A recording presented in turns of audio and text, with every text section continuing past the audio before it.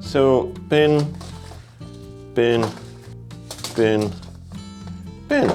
They have also turned bright green, and I do seem to remember that you're not supposed to eat green potatoes.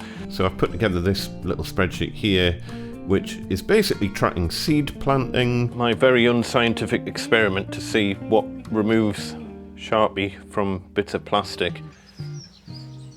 Folks, welcome back to the garden on this crisp spring morning, filming this at the beginning of April, and exciting things are starting to happen in the garden. The lilac is bursting into life. We've got a lot of flowers are going to come on this. For the first time since we chopped it back, we heavily chopped it back a couple of years ago to try and get things back under control. The Spirea Douglasii is in full leaf now. Again, that'll bush out even more as the year goes on. Still not 100% what's going on with the jasmine over there, whether or not that's going to come back to life. But on positive news, our fuchsias are definitely still alive. You can just see the buds at the bottom there. So I'm debating whether or not to cut all this back. What's your thoughts on that? Over on the sunny side, we've got the Acer is all coming through into leaf, so that is good news that survived the winter. And the Astable, I'm not sure how you pronounce it, but that is coming through at a rapid rate of knots. And then our wild cherry trees as well, for the first time, are starting to come into bloom. These have never bloomed before, so again, that is very exciting. Mentioned a couple of videos back, but there is absolutely no getting away from the fact that the bottle brush plant is dead. But I was at the garden centre the other day and bought this gorgeous little Fortina plant here, £8.50. I thought that was quite a bargain. So I'm debating putting that Fortina in the spot of the dead bottle brush plant when we get rid of that. No rush to get that planted because we have got a lot of other jobs we need to get on with today. So first of which, I mean, the fact that I've just found this on the ground is a telltale sign of one of the problems that we've got, and that is that the cats are just using our raised beds as a giant litter tray. So I'm going to have to put some netting up. That is going to be one of our jobs today. Many other things that we need to get on with as well. Oh man, the little morning glories keep falling over all the time. I've given them sticks to try and climb up, but they're just growing so slowly since the weather's a bit rubbish. I think this one's had it actually. I think it's fallen over and broken the stem. That's annoying. That was the best one we had.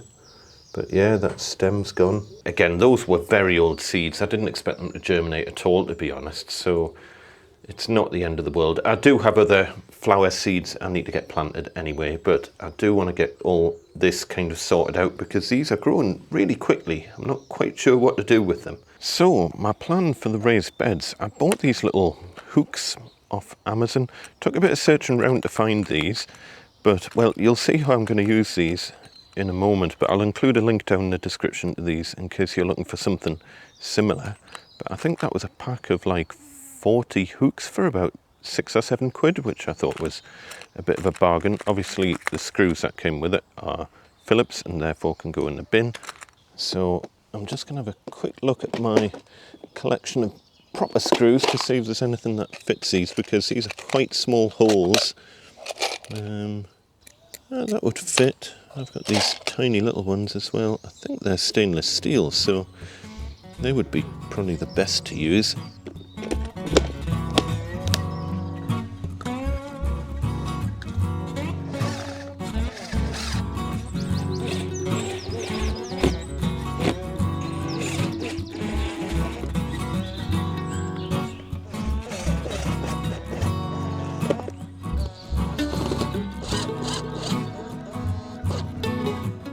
I've had to temporarily sling that bit of net there because honestly, as soon as I turn my back, they're using it again. Never mind.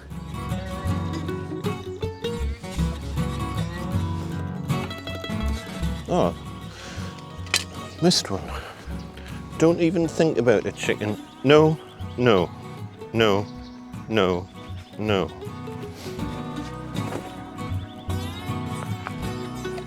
I'll spare you from the gruesomeness of actually removing the little parcels of joy.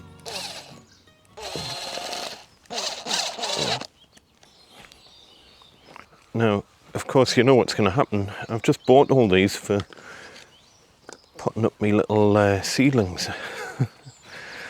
I'm going to use them all up. I could do with a better solution for something to put on top of here, but this will do for now. I've replanted all of the onions. Some of the shallots, like that one, that one, that one, that one, there's no sign of it doing anything. These other ones are doing all right.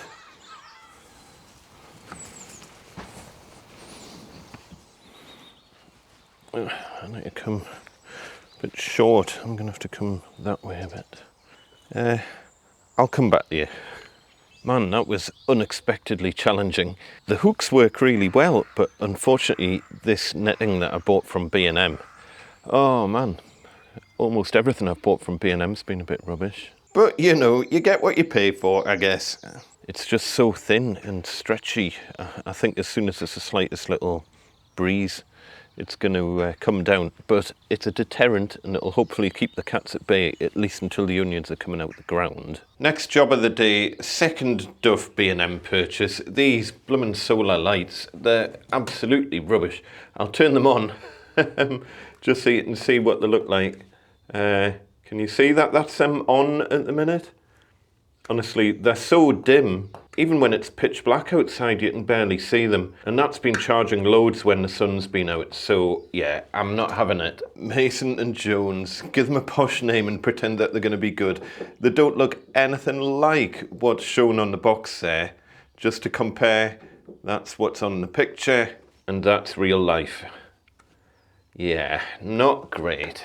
And you know, the thing is that annoys us with stuff like this is that B&M, it's like a kind of budget store that people use who don't necessarily have a lot of money, and I don't like seeing people getting ripped off with junk like this. And the thing is, a lot of people would buy this and then just end up chucking it in the bin. But if you don't return them, then they never know that they're dysfunctional and they'll keep selling them for the rest of time, and therefore junk like this continues to be made that, as I say, just ends up in landfill.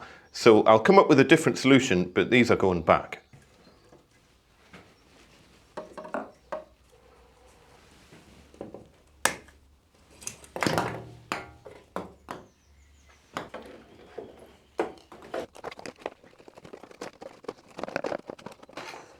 The other thing with this sort of stuff, they make it deliberately difficult to put it back in the packaging so that you don't return it. But I'm not having any of that. This is going back. I don't care what state it's in. The irony. That's them on.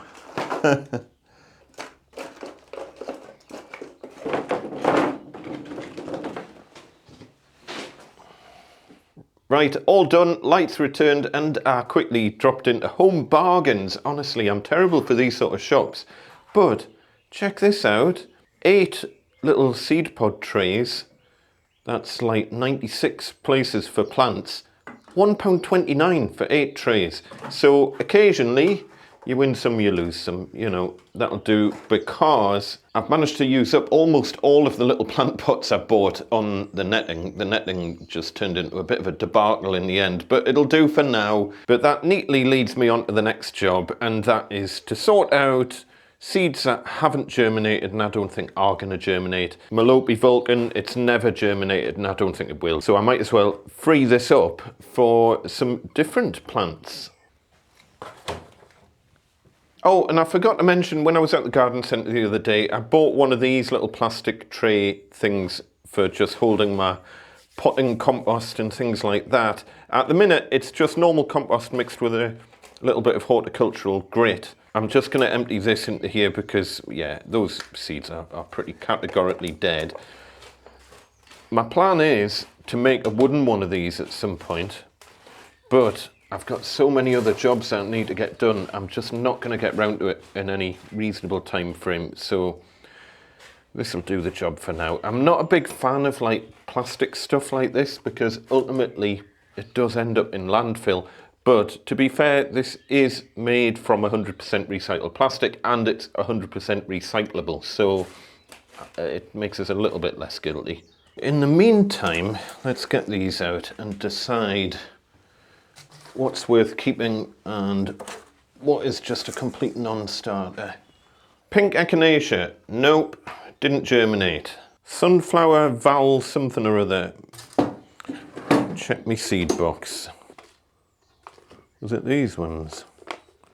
Yes, sunflower valentine. So that's those ones. While I'm at it, pink echinacea, where's that? What's that? Is that the Melope Vulcan? That's the Melope Vulcan. We know they're dead. Is this the pink echinacea? Echinacea pink parasol. Best before, no idea, but they're ancient. It's a shame that, because that's a hardy perennial, so they would have come back each year, but it ain't doing anything. Other stuff that hasn't worked, spring onions. Must be these. Yeah, that went out of date 11 years ago. What's this one? Spinach. Was it that one? No date. Probably means it's absolutely ancient. Okay, spinach, they're dead.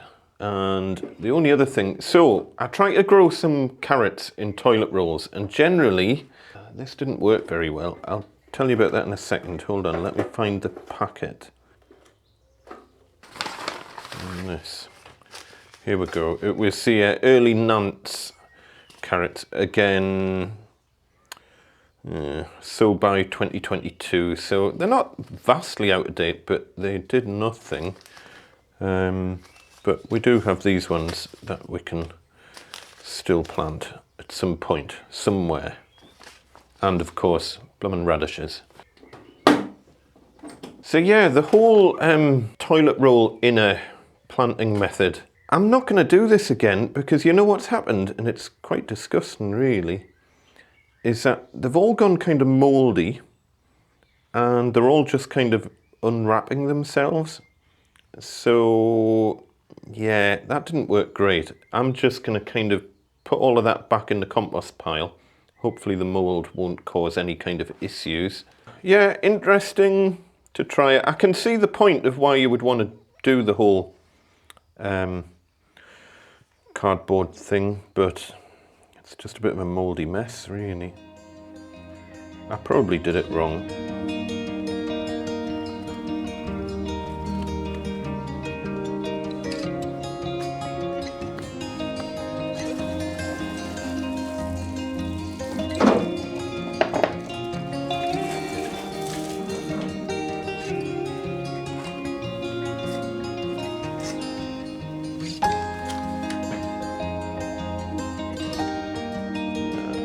Absolutely no sign of anything germinating in any of that.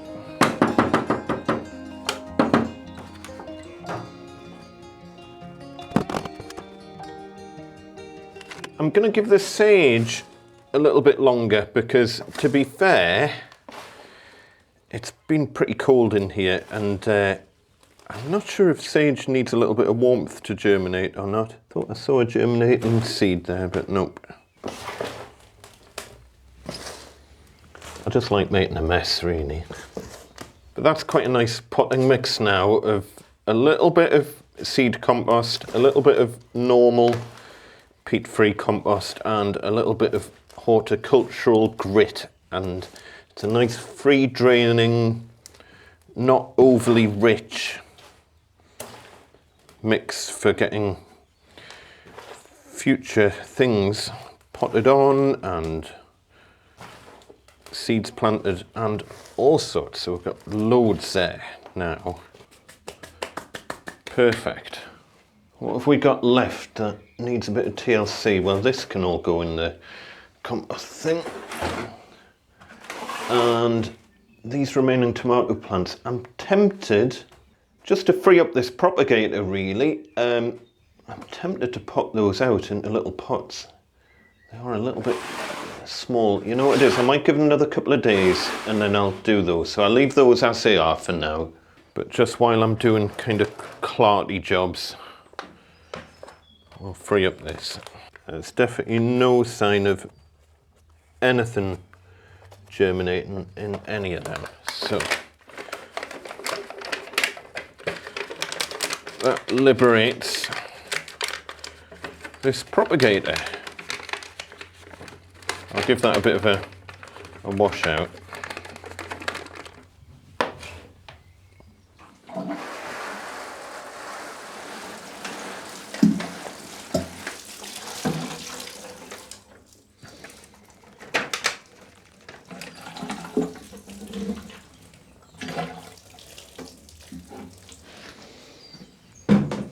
Progress. So, liberated a whole load of trays, vaguely, kind of have a vague idea as what I'm going to be doing next. But this all leads me on to the fact that I want to keep track of what works, what doesn't work. And it's also quite interesting to take a look at out-of-date seeds versus in-date seeds and what the difference is.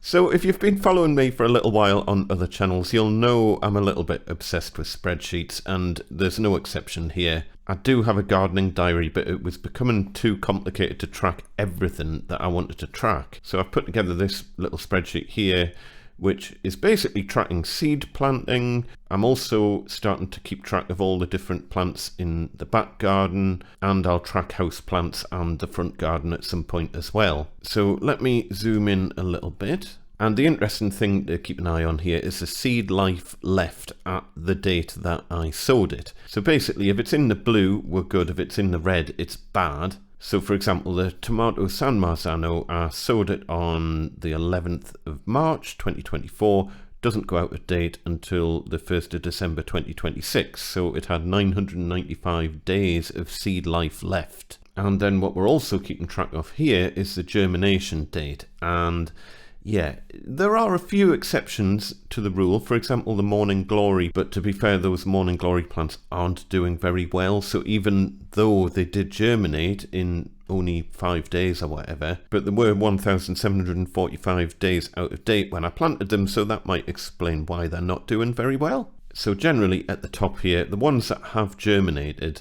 are all in date. Most of the ones that haven't germinated are out of date. Exceptions to the rule though, the lettuce, lobjoits, green cos, the cos lettuce, 746 days out of date, and that germinated absolutely fine in 6 days, and the plants are looking pretty healthy as far as I'm aware. And an extreme example here, the broccoli, 3,941 days out of date, so they went out of date in 2013. 11 years ago, and they germinated in about 13 days, and again they look absolutely fine. But generally speaking, yeah, it is true, whatever they say about the shelf life of seeds does seem to equate to whether or not they're going to germinate, with the odd exception to the rule. But I think I need to be a little bit more ruthless about not bothering to keep out-of-date seeds, because it's just a bit of a waste of time. So it's all a learning curve for me, and I do like to prove these points for myself before just kind of taking it as read that I need to chuck all my seeds in the bin. So bin, bin, bin, bin, bin, bin. That's not for the bin. As a side note to everything else that's happening, I've started like chitting some of my own potatoes just as a bit of a backup, and these are just kind of baby potatoes or whatever, and they are chitting, they are producing little sprouts, but they have also turned bright green, and I do seem to remember that you're not supposed to eat green potatoes, but are you also not supposed to grow potato plants from green potatoes? I did have them sitting on a windowsill. Maybe that's why. Let us know in the comments. If these produce sprouts, am I going to be safe planting them?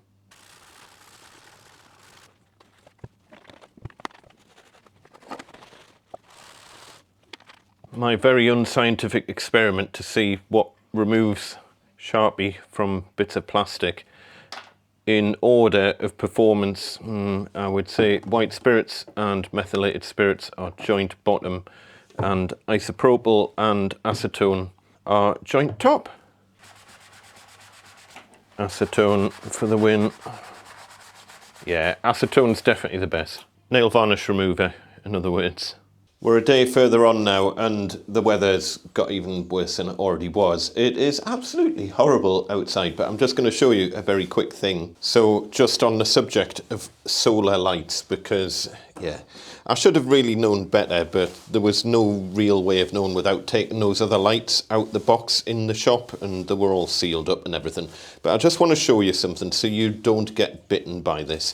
Solar lights are generally rubbish because, well, I'm not sure how many batteries are in this, but probably not very many. This is just an example one. The fundamental problem is that the solar panel is tiny and the batteries inside here, the rechargeable batteries, are tiny as well. And in those dodgy solar lights that I just returned, there was one single AA NiCad rechargeable battery, so that would put out 1.2 volts. But just to put this into perspective, and there's actually a video on this channel from quite a long time ago when I made this thing. I made this for camping ages ago because I wanted some battery powered LED lights to put around the tent and stuff like that. And to put it into perspective, what I'm running this off is not one AA but 16 AA batteries I've got in this. So basically it's 2 banks of 8 wired in parallel. There's just not enough capacity in something like this to provide any kind of meaningful light. They're just absolutely rubbish generally. So yeah, I will probably put these up, or I might try and find a different set that I can plug into this, because I would prefer warm light rather than cool light, but these will do it a push. But it's just to kind of illustrate, as I say, that's 16 AA's running at 12 volts here.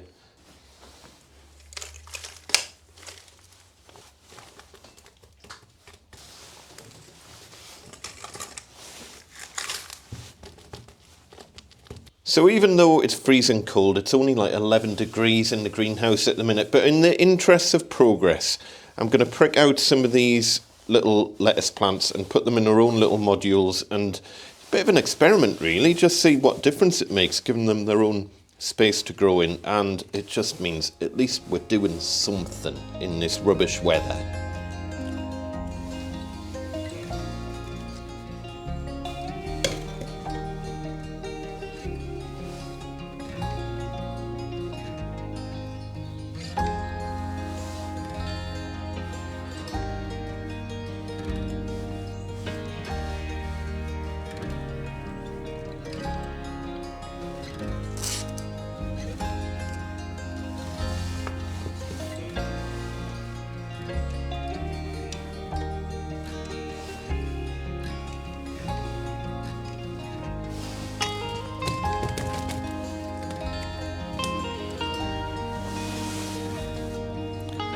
The rest of these, I'm just going to thin them out, I think, for the minute. Actually, I might put another tray of plugs together. You know what it is? I'm going to do all this and I'm going to come back to you.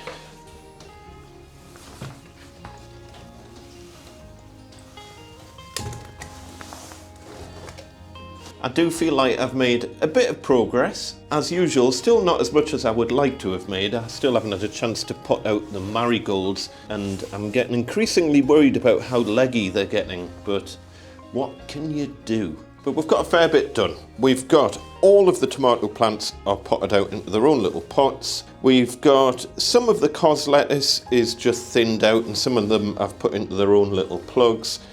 The rumba onion sets, the leftover ones, I've planted all of those into their own little cells. As I say, marigold, haven't had a chance to do anything with them. Same goes for the cabbage and the other lettuce plants, haven't had time to sort that out. Same goes for the zinnia as well, and I'm not holding out much faith for the morning glories, as I say. But it's progress, I think. Let's see where this goes. For now, folks, as per usual, look after one another, be nice to each other. We shall see you next time. Tatty bye.